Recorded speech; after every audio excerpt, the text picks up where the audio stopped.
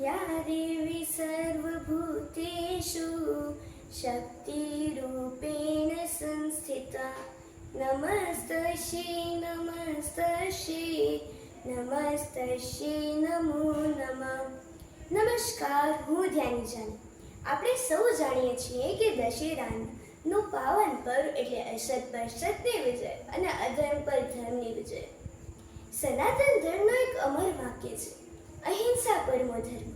પરંતુ આ અપૂર્ણ છે. તેની સાથે સાથે ધર્મ હિંસા તથૈવ ચ પણ જોડાયેલું છે. અહિંસા એ શ્રેષ્ઠ ધર્મ છે એ વાત ખરી, પરંતુ જ્યારે ધર્મ, રાષ્ટ્ર કે સત્ય ઉપર આંચ આવે ત્યારે હિંસા કરવી એ ધર્મરૂપ છે.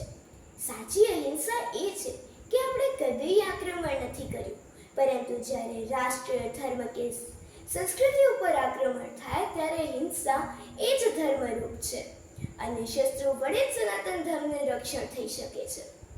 દશેરાના દિવસે કરવામાં આવતું શસ્ત્ર પૂજન એ માત્ર કોઈ હથિયારોનું પૂજન નથી, તે શક્તિ, સંકલ્પ, સનાતન ધર્મ, સત્યના રક્ષણનું પૂજન છે. સનાતન ધર્મે હંમેશા કહ્યું છે, શાસ્ત્ર વિના શસ્ત્ર અંધ છે અને શસ્ત્ર વિના શાસ્ત્ર નબળું છે. શાસ્ત્ર આપણને જ્ઞાન અને માર્ગદર્શન પ્રદાન કરે છે, જ્યારે શસ્ત્ર તે જ જ્ઞાનનું રક્ષણ કરે છે.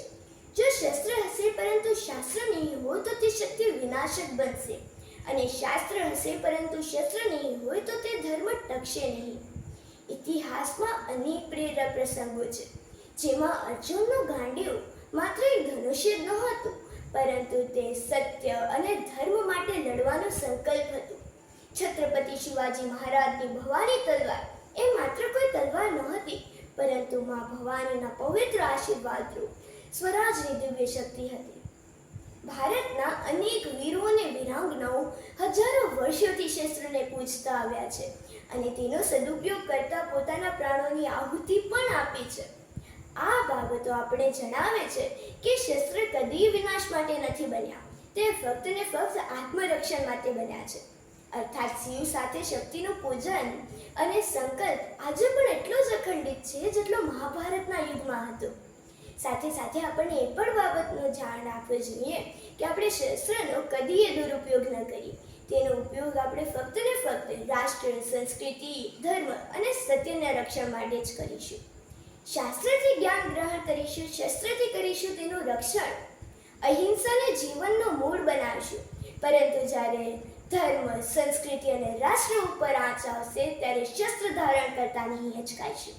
તો હું આપ સૌ સનાતન ધર્મીઓનો આહ્વાન કરું છું કે આવનારા દશેરાના પાવન પર્વે સમસ્ત સનાતન હિન્દુ ધર્મ ભુજ સમાજ દ્વારા આયોજિત દશેરાના શસ્ત્ર તથા શાસ્ત્ર પૂજન કાર્યક્રમમાં આપણે સૌ મોટી સંખ્યામાં જોડાઈ સંસ્કૃતિ, ધર્મ અને રાષ્ટ્ર રક્ષણ માટે સંકલ્પબદ્ધ થઈ આપણે મોટી સંખ્યા તથા તાકાત દેખાડીએ.